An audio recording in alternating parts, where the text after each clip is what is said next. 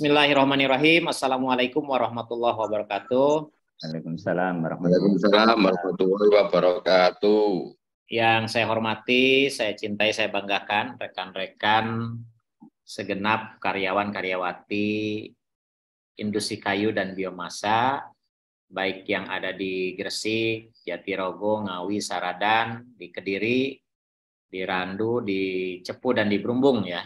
Mudah-mudahan sehat selalu, dan di hari Jumat yang penuh barokah ini mudah-mudahan kita senantiasa diberikan kesehatan dan perlindungan dari Allah Subhanahu wa taala.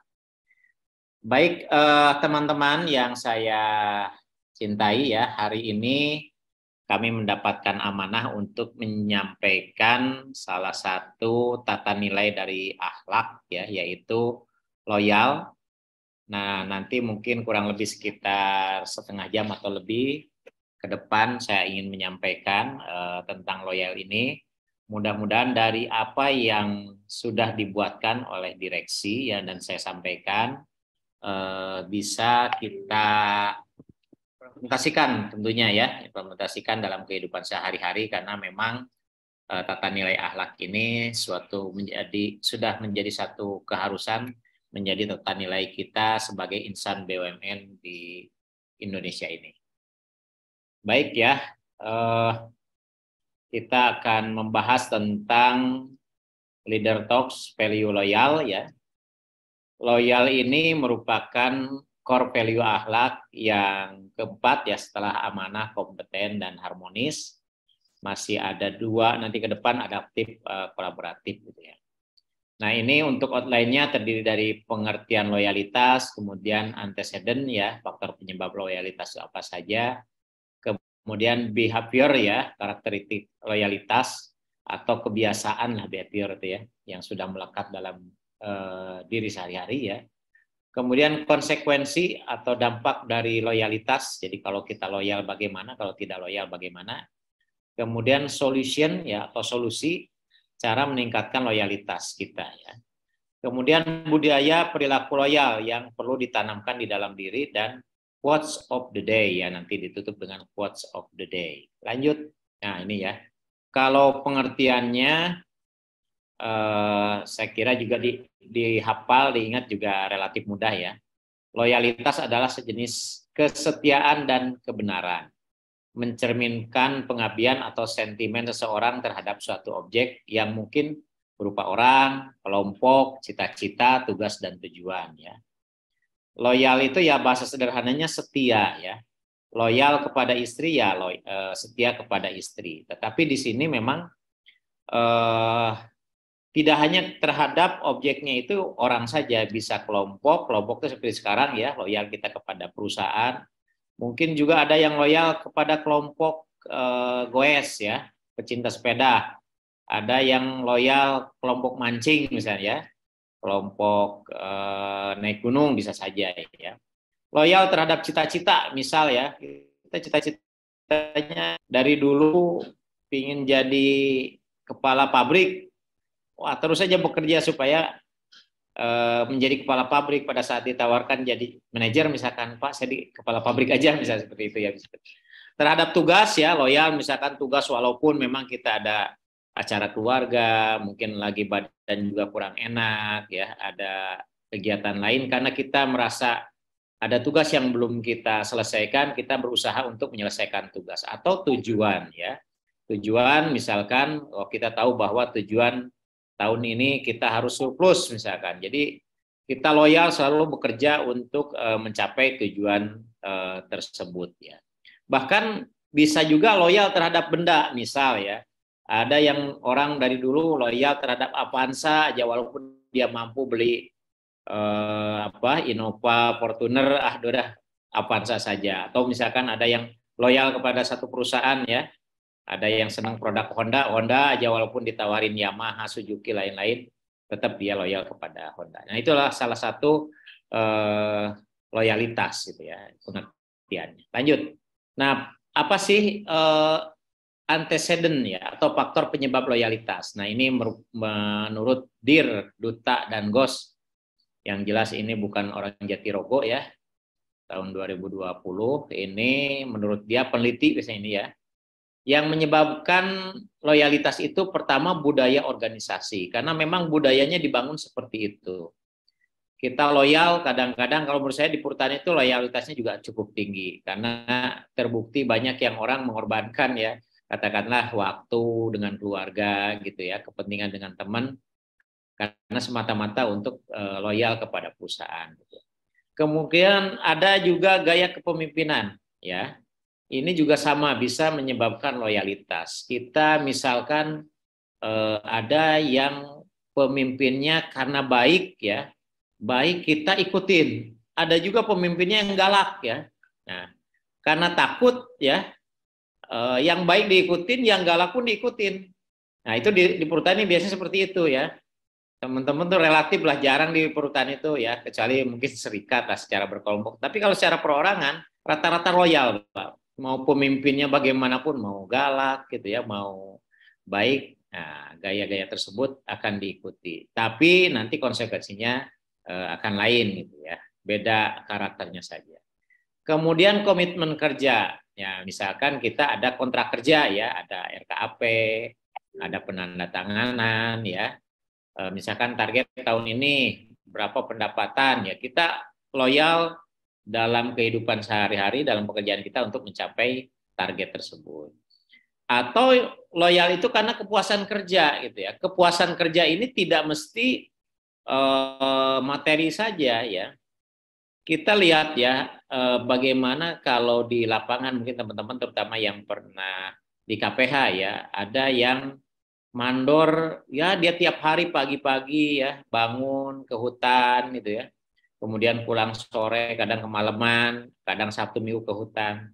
Atau teman-teman kita di pabrik ya, karena merasa puas kerja, dia memang senangnya di pabrik ya, menggergaji kayu, lihat mesin itu. Jadi kalau nggak dengar suara benso tuh kayaknya nggak enak badan ya, sehingga ya semaksimal mungkin tiap hari dia ke PGM ya, lihat mesin. Kemudian Sabtu Minggu, walaupun mungkin tidak hidup, dia bersihkan ya, karena dia merasa puas udah kerjanya ya di situ, kemudian dekat dengan rumah ya.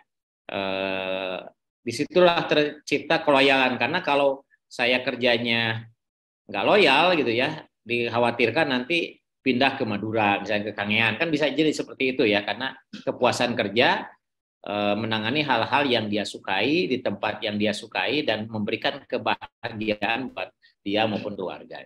Lanjut. Nah, kemudian bagaimana sih karakteristik loyalitas ini berdasarkan para peneliti?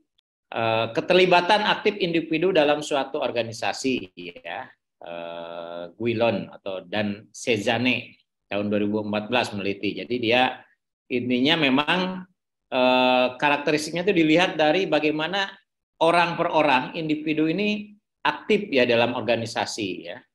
Dalam bekerja, dalam misalkan ada rapat dan lain-lain, dia aktif mengaktualisasikan diri ataupun aktif membantu kelancaran pekerjaan. Kemudian memiliki kepentingan yang selaras dengan kepentingan organisasi. Misal ya, saya punya kepentingan kalau BBI saya tercukupi, saya bisa memenuhi order yang sudah masuk ke perusahaan. Dengan order masuk ke perusahaan terpenuhi, maka pendapatan akan tercapai. Nah, itu juga loyal terhadap tujuan tadi atau kepentingan selaras, kepentingan pribadi dan perusahaan. Kemudian memproyeksikan diri ya ke bawah, memproyeksikan cita positif organisasi kepada pemangku kepentingan eksternal. Sederhananya begini, misal ya, kenapa di IKA juga kita punya mitra-mitra yang loyal ya, walaupun BBI-nya tidak tercukupi, RS-nya tidak tercukupi, tapi tiap tahun tetap aja mengajukan kontrak ya, mengajukan PO. Nah, karena mungkin salah satu upaya teman-teman untuk memberikan citra positif organisasi kepada mitra kita. Ya Bu, misalkan, atau Pak, mohon maaf tahun kemarin kita tidak bisa mencukupi target, tetapi saya yakin barangnya bagus, terjamin ya sesuai dengan SNI misalkan, dan mudah-mudahan tahun depan bisa lebih baik. Jadi di situ, dan kami akan selalu berusaha ya, karena kita kayu-kayunya kayu terbaik. Nah, itu memproyeksikan citra positif organisasi kepada orang eksternal gitu ya. Pak, saya kok di luar tuh dapat harga sekian, nih RST-nya cuma 15 juta, misalnya kok di sini 20 juta. Oh, karena kami kan beda kayunya, Pak Bu. Kalau di perhutani kan kayunya memang jatinya berkualitas, diakui dunia internasional, sudah terstandar FSC, ya SPLK dan lain-lain, sehingga wajar kalau lebih mahal. Nah, itu hal-hal yang bisa memproyeksikan citra positif perusahaan kepada orang lain. Kemudian berkeinginan untuk melanjutkan pekerjaan di organisasinya. Ini banyak ya di perhutani, karena memang ya apalagi saat ini ya kita mencari pekerjaan itu tidak mudah. Bahkan mungkin tetangga saudara kita ya, keluarga kita banyak yang mengharapkan bisa masuk ke perhutani walaupun mungkin gajinya ya pas-pasan gitu ya. Nah, di atas UMR lah minimalnya gitu ya. Walaupun kerjanya capek misalkan ya, berangkat pagi, pulang sore, malam ya. Tapi ya dia tetap berkeinginan untuk melanjutkan pekerjaannya ya, karena saking cintanya. Nah, sehingga ujung-ujungnya dia mampu menahan diri dari mencari peluang kerja alternatif dan juga tidak responsif terhadap penawaran yang dibuat oleh organisasi lain. Ya, kadang saya juga sama ya, ada teman ya, ada bos yang mungkin nawarin ya, Pak Komar mau nggak kalau di sini kerja? Adalah pernah lah saya minimal ya ada yang. Ya tapi karena saya sudah loyal sudah merasa bahagia lah isinya di perhutani, ya saya tetap melanjutkan loyalitas tersebut ke perhutani. Nah, apa sih dampak dari loyalitas ya? Dengan loyalitas yang tinggi, kesejahteraan karyawan yang baik. Itu salah satu parameter sebetulnya. Walaupun namanya kesejahteraan ini kan sangat relatif ya, apalagi dibandingkan yang lain. Makanya ada lagu mungkin ojo dibanding kayak ya. Ya kalau kita misalkan tetangganya ada yang di Pertamina ya, misalkan nih teman-teman yang daerah dekat Ngawi sana ya, atau daerah Cepu. Waduh, yang kerja di Pertamina gajinya operator aja 10 juta misal gitu. Di perhutani kok saya cuma dapat 4 juta atau 5 juta ya. Tapi dia merasa sejahtera gitu ya di perhutani karena tercukupi kebutuhan pribadi dan keluarganya. Ya, bisa jadi seperti itu. Kemudian kinerja karyawan yang lebih baik. Nah, dengan loyalitas karena dia dalam mindsetnya, dalam pikirannya saya harus loyal kepada perhutani ya. Saya harus curahkan waktu saya, tenaga saya, pikiran saya untuk berkontribusi ke perhutani ya. Jadi kinerja itu akan lebih baik kalau kita loyalitasnya senantiasa terjaga bahkan meningkat gitu ya. Kemudian karyawan yang lebih kompetitif ya. Nah, karena loyal ke perhutani kan kita memahami ini situasi perhutani bagaimana ya, tantangan ke depan bagaimana. Kemarin di era COVID bagaimana, ternyata kita mampu bertahan. Tapi tahun depan bagaimana ya, ekonomi ke depan ya, walaupun dikatakan suram. Nah, dari situ secara individu atau kelompok juga akan terus belajar mencari peluang baru, ilmu baru ya, supaya lebih kompetitif gitu ya, seperti itu. Kemudian tingkat turnover yang rendah, turnover tuh keluar masuk lah. Nah, memang kalau di kita ya secara di perhutaninya sih turnovernya rendah, tapi di Satker ini turnovernya tinggi seperti PPI ya. Karena memang mungkin tarifnya juga pas-pasan, kadang di luar lebih tinggi. Turnovernya cukup tinggi di PPI gitu ya. Nah, tapi kalau secara perhutaninya terbukti Pak Andi sampai sakit lah istilahnya ya, mengabdi di perhutani. Jarang sekali di perhutani yang mengundurkan diri ya. Nah, seperti itu. Kemudian keberlangsungan organisasi yang lebih tinggi. Dimulai dari loyalitas pribadi, ya, kehidupan sehari-hari, dari tadi pemikiran, hati, tindakan selalu diutamakan untuk perusahaan sehingga meningkat kinerjanya baik pribadi, kelompok maupun perusahaan ujung-ujungnya, sehingga organisasi atau perusahaannya senantiasa berlangsung. Dan alhamdulillah sampai hari ini kita patut bersyukur karena berkat loyalitas karyawannya perhutani masih bisa berlangsung sampai saat ini dan bisa memberikan gaji kepada karyawannya ya. Bagaimana sih cara meningkatkan loyalitas ya? Ini berdasarkan penelitian ahli Kwong and Tin ya, bukan Kong Guan ya. Kwong ya. Kwong and Tin 2013. Ini orang Cina ini ya. Yang satu menyediakan lingkungan kerja yang sehat. Nah, makanya alhamdulillah lah saya lihat di satker kita teman-teman terutama dari umum SDM ya selalu menjaga kebersihan ya, walaupun bangunan-bangunan kita ruangan sudah tua tapi relatif bersih dan tertata, dan ini memang harus sudah menjadi satu kebiasaan kita karena lingkungan kerja yang sehat, yang nyaman akan meningkatkan loyalitas. Tapi kalau kita masuk ke lingkungan yang baru duduk kursinya udah reot ya atau mau jatuh gitu, gimana mau loyal kan seperti itu. Jadi memang dari hal-hal kecil diperhatikan itu bisa meningkatkan loyalitas. Kemudian meningkatkan dukungan leader dan teamwork ya. Jadi dukungan dari pimpinannya, pimpinan langsung misalkan kepala satker di situ termasuk sampai saya sebagai GM harus mampu meningkatkan dukungan ke teman-teman ya, dari mulai kepercayaan ya, memberikan tanggung jawab ya, amanah yang lebih baik, penghargaan itu walaupun mungkin sekedar pujian ya dalam bentuk kata-kata, apresiasi. Kalau sekarang emoji sip, oke, misalkan ya jempol, lain-lain itu juga dukungan ya. Dan teamwork, misalkan BBI ya, ada timnya yang milih kemana, kemudian ada yang menyiapkan angkutannya, ada dari kantor menyiapkan SPPD-nya untuk kelancaran perjalanan ya. Nah, kalau meningkat dukungan ya dari pimpinan dan teamwork-nya, loyalitas akan meningkat.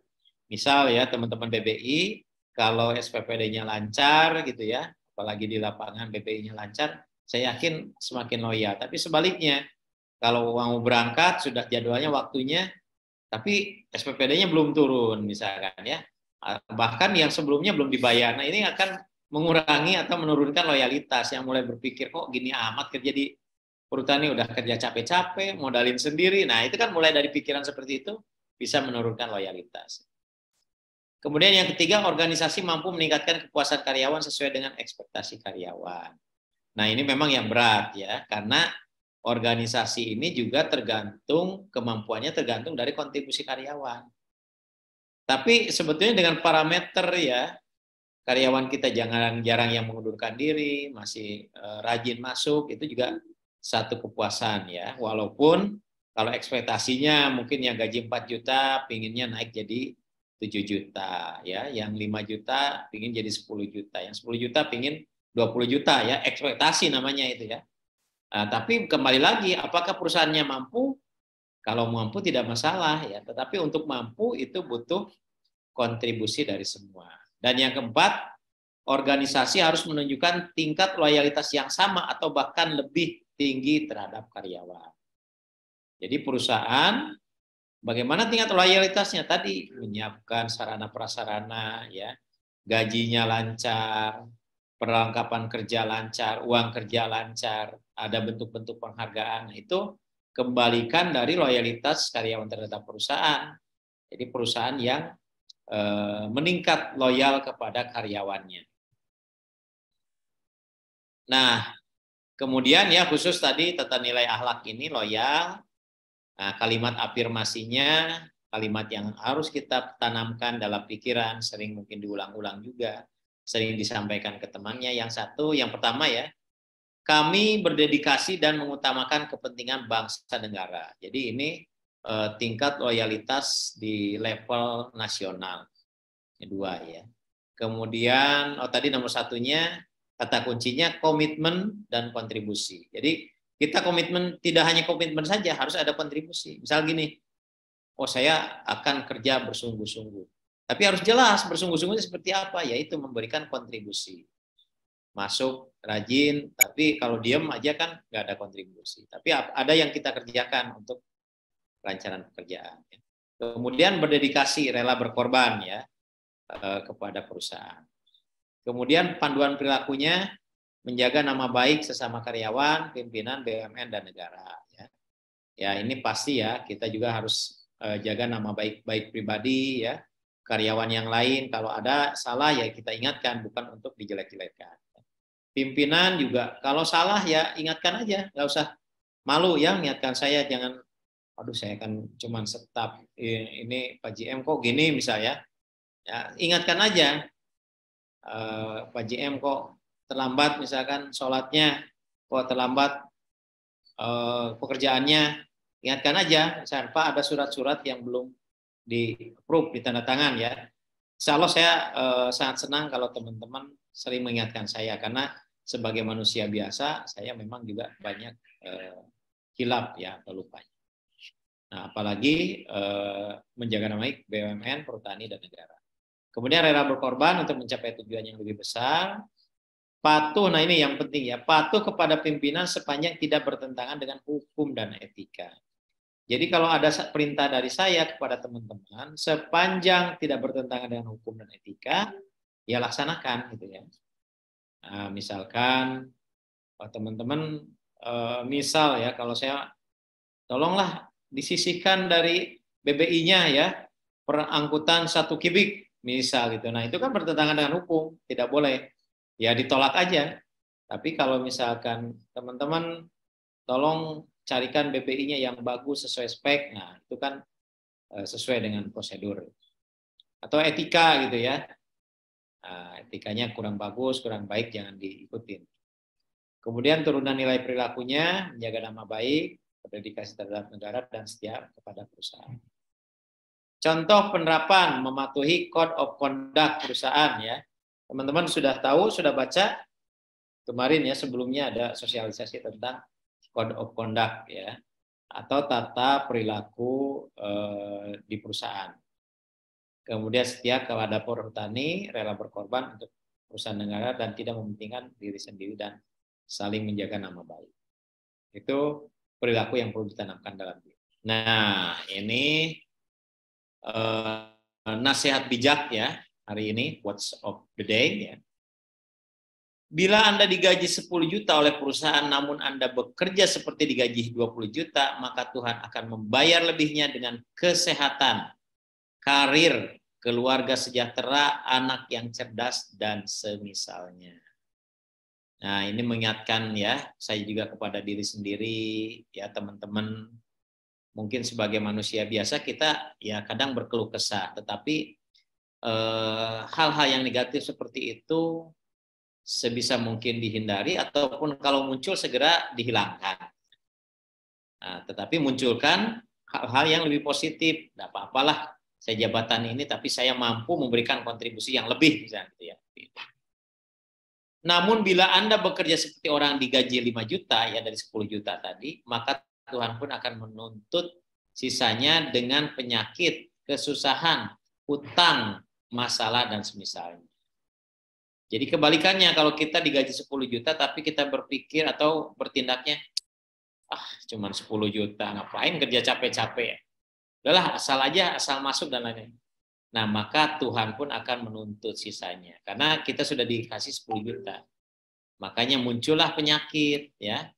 Karena kita kurang gerak, susah, karena kurang komunikasi, kurang koordinasi, gitu ya. Kemudian hutang, karena yang ada di pikirannya, aduh, ini harus ganti motor, ganti HP, ganti ini, akhirnya berhutang, gitu ya. Yang mestinya konsentrasi kepada pekerjaan. Jadi muncullah masalah dan lain-lainnya. Jadi intinya menurut Haikal Hasan ini, jadi bekerjalah maksimal, ikhlaskanlah, yakinkanlah dengan aturannya, lalu perhatikan apa yang akan Tuhan buat untuk kejayaan. Ya, ini kata-katanya sangat mengena untuk saya pribadi dan mudah-mudahan juga teman-teman.